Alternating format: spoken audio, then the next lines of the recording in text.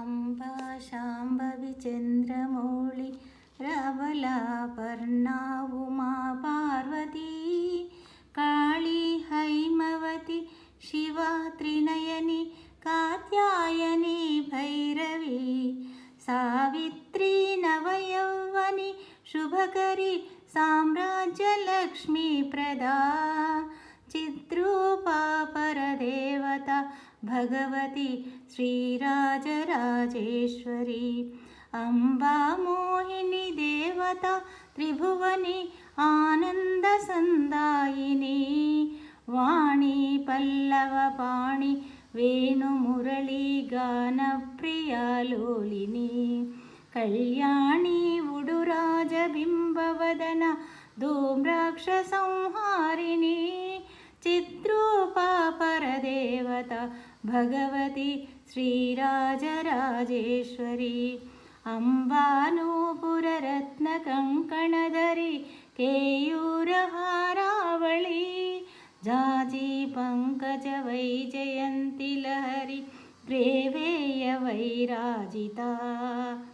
वीणा वेणुविनोदमण्डितकरा वीरासने संस्थिता चिद्रूपा भरदेवता भगवती श्रीराजराजेश्वरी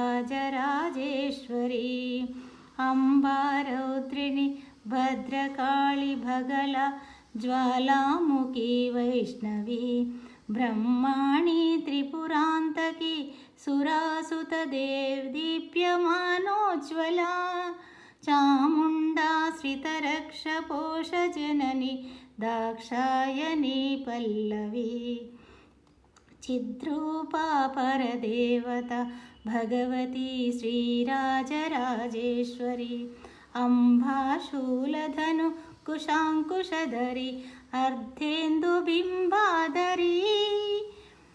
वाराही मधुकैटभप्रशमनि वाणी रमा सेविता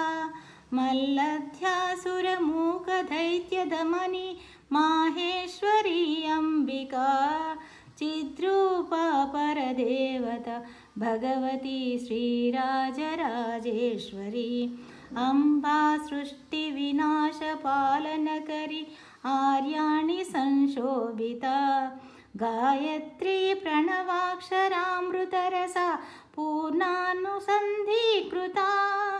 ओङ्कारी विनुता सुरार्चितपदा उद्दण्डदैत्यापहा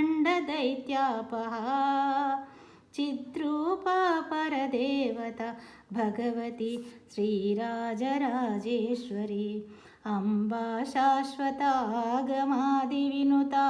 आर्या महादेवता या ब्रह्मादिपिपीलिकान्तजननी या वै जगन्मोहिनी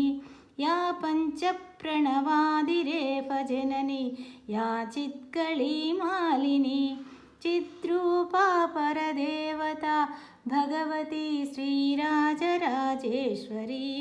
अम्बा पालितभक्तराजरणिशम् अम्बाष्टकं यः पठेत् अम्बालोककटाक्षवीक्षकलिता ऐश्वर्यमायाहता अम्बा पावनमन्त्रराजपठना ध्यन्त्येन मोक्षप्रदा चिद्रूपा परदेवता भगवती श्रीराजराजेश्वरी श्रीराजराजेश्वरी इति श्री राजराजेश्वरी अष्टकं सम्पूर्णं सर्वं श्री